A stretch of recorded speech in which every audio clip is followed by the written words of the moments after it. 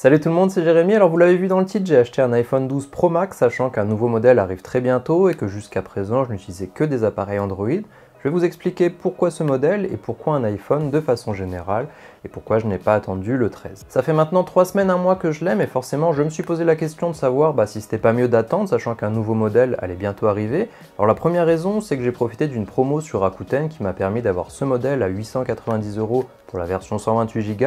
Alors ça reste un budget conséquent, mais comparé aux 1259 € du site d'Apple, ça m'a semblé intéressant pour un produit neuf. Autre point, j'ai revendu mon Z Fold 2 avant la sortie du modèle 3 pour éviter de perdre trop d'argent. Du coup, j'avais plus de téléphone principal et ça faisait un petit peu long d'attendre fin septembre, octobre pour voir si effectivement le nouvel iPhone 13 Pro Max était intéressant ou pas, si le prix me correspondait ou pas, et au final, les fonctions qu'on a déjà me permettent déjà de tester tout ce que je veux tester dessus. Et ce qui est bien aussi avec Apple, c'est que les produits ne décodent pas trop. Je pense pouvoir le revendre assez facilement dans le futur, je l'ai acheté sous le prix du marché et je vois des occasions qui coûtent plus cher que ce que j'ai payé neuf. Et si le 13 est vraiment révolutionnaire, je pourrais toujours attendre une bonne promo dessus. Mais vu que ça reste quand même un prix conséquent à dépenser, la vidéo est sponsorisée par CDK-Deals. CDK-Deals est un site qui vous propose des clés de jeux vidéo Steam, Uplay, Origin, mais aussi des clés Windows 10 ou encore des packs Office. Je vous montre rapidement le processus pour acheter et activer une clé Windows 10 Pro. On va donc taper Windows 10 Pro dans la barre de recherche. Ici on a plusieurs versions et on va choisir la première. On arrive sur la page du produit et on va cliquer sur acheter maintenant. Ici on voit que le prix est de 18,09 €. On va entrer le code promo CA20 pour avoir une réduction de 20% sur le prix. Et on voit que le prix total passe maintenant à 14,47 €. On clique sur soumettre la commande, on va choisir de payer avec PayPal pour sécuriser le paiement et pouvoir être remboursé facilement en cas de problème. Une fois la commande passée, on est redirigé directement sur le User Center et la commande apparaît déjà ici. On va cliquer sur afficher les clés puis obtenez la clé pour la voir s'afficher. On va maintenant sur un ordinateur Windows, on va taper activation dans la barre de recherche. On voit ici que je n'ai pas de clé de produit et on va donc cliquer sur Change Product Key ou changer la clé produit si votre système est en français. On va ensuite entrer la clé reçue sur le site et cliquer ensuite sur suivant, puis enfin sur activation ou activate et on va attendre quelques secondes. Le système est maintenant activé comme on peut le voir juste ici. Alors je voulais tester un iPhone et je voulais vraiment la version Pro Max pour la taille d'écran. Je sais que moi qui veux pouvoir regarder des séries confortablement, répondre à des emails ou des commentaires, c'est vraiment une taille qui me convient. J'aurais eu peur que la version standard me semble un petit peu trop petite. Autre point pratique, c'est que je peux faire de petits montages vidéo pour TikTok ou YouTube Shorts directement dessus. Je ne suis pas gêné par la taille d'écran et même pour répondre à des commentaires ou des emails, je suis quand même suffisamment à l'aise pour pas être gêné et devoir passer sur mon ordinateur. Autre point avec ce modèle plus grand, on va avoir une meilleure autonomie. Je me souviens des utilisateurs d'iPhone qui passent leur temps à chercher un chargeur et je sais que ça m'aurait vite saoulé si je devais même pas tenir une journée entière. Ici c'est suffisant pour cela et j'ai pas à le recharger trop souvent. Alors une autre raison qui m'a fait vouloir un iPhone tout simplement, c'est la bonne partie photo vidéo qui est présente dessus, surtout la partie vidéo pour moi, vous pouvez l'imaginer.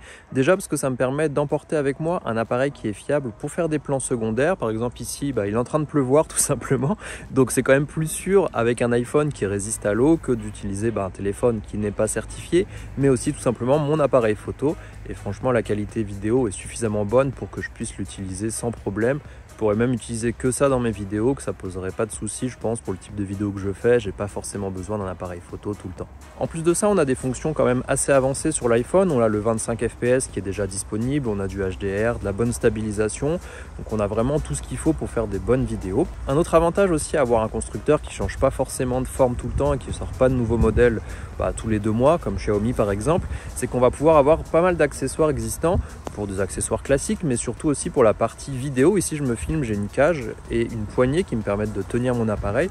Je vous mettrai des images d'illustration et forcément c'est beaucoup plus simple. On va pouvoir attacher un micro, attacher une petite lumière, des choses comme ça. Ici c'est une cage de la marque SmallRig, je vous en reparlerai dans d'autres vidéos, c'est la marque qui me l'a envoyé. Et finalement on va avoir un vrai setup photo vidéo et surtout quand j'ai fini de me filmer, j'ai juste à le sortir de la cage et j'ai mon téléphone. Et j'ai pas besoin d'apporter forcément beaucoup de matériel en plus. Toujours côté accessoires, le système MagSafe est intéressant, je trouve, pour tout ce qu'apporte en termes d'accessoires. La marque ESR m'en a envoyé une partie d'ailleurs pour que je teste, et que ce soit un support de bureau, de recharge ou encore pour la voiture, c'est bien pratique au quotidien, ça apporte un petit plus qu'on commence à voir apparaître sur d'autres marques. Si vous suivez la chaîne, vous avez pu voir différentes vidéos où j'ai d'abord pris le MacBook Air M1 et maintenant l'iPhone et aussi l'Apple Watch. J'avais envie de voir un petit peu comment fonctionnait cet écosystème et effectivement ça marche très bien ensemble. Alors pour le moment la fonction que je trouve le plus pratique ça doit être la fonction AirDrop pour envoyer ce que je filme sur mon iPhone vers le MacBook très facilement et finalement le fonctionnement avec l'Apple Watch qui est vraiment très bien. Après pour la partie MacBook, après 3 mois je suis toujours pas très à l'aise dessus, il y a pas mal de petits bugs, de choses qui me plaisent pas. L'écran de mon MacBook ne fonctionne plus non plus, j'ai que l'écran externe qui fonctionne, du coup je suis un petit peu déçu, moi qui pensais avoir quelque chose de fiable pour pouvoir faire mes vidéos au fur et à mesure. Et puis au vu de tout ce que les fans d'Apple n'arrêtent pas de répéter, comme quoi c'est super fiable, qu'il n'y a jamais aucun problème, du coup c'est un petit peu décevant de mon côté. Sinon, la raison principale qui m'a donné envie de prendre un iPhone, c'est que dans mes tests, j'utilise de nombreux produits et parfois on n'a pas les mêmes paramètres ou même rendus dans l'application entre Android et iOS. Donc quand vous me demandez si cette smartwatch Xiaomi marche sur iPhone par exemple, si j'en ai pas, je peux pas vous le dire. Dernièrement, j'ai testé les Huawei FreeBuds 4i, j'ai lu des tests qui étaient sortis au moment de la sortie des écouteurs et dedans ils disaient qu'il n'y avait pas d'application iOS et qu'on pouvait donc rien paramétrer dessus. J'ai quand même essayé et l'application existait et ça a fonctionné exactement comme sur Android. Donc si j'avais pas eu d'iPhone pour tester moi-même, je vous aurais simplement dit la même chose que j'avais lu mais qui n'était en fait plus d'actualité. Donc là au moins je peux tester par moi-même et j'ai de toute façon en permanence mon second téléphone en test du moment, un Android en général, par exemple en ce moment le Mix 4 de Xiaomi.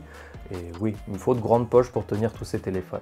Voilà, alors c'était juste pour vous parler un petit peu rapidement de mon choix car j'ai eu plusieurs personnes surprises de voir que j'avais maintenant un iPhone. Alors je trouve cela sympa, je trouve pas forcément mieux que les autres téléphones haut de gamme que j'ai pu tester jusqu'à présent sur la partie système. Comme je vous le disais, la partie vidéo est importante pour moi aussi.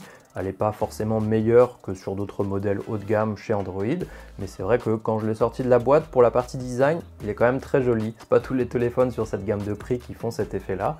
Par contre, il y a quand même des points qui ne m'emballent pas plus que ça, l'encoche, la recharge rapide qui n'est pas vraiment rapide comparée aux autres marques, le taux de rafraîchissement de l'écran, encore d'autres petites choses comme ça. Donc je suis vraiment pas prêt d'abandonner les autres marques, ne vous inquiétez pas. Voilà, donc je vous parlerai sans doute d'autres accessoires ou autres vidéos concernant les iPhones. J'ai pas prévu de prendre l'iPhone 13 pour le moment, j'attends de voir la conférence de la semaine prochaine. Mais d'un autre côté, j'avais pas non plus prévu d'acheter un iPhone ou une Apple Watch il y a quelques mois non plus, donc on ne sait jamais. Voilà, donc n'hésitez pas si vous avez des questions et on se voit dans la prochaine vidéo.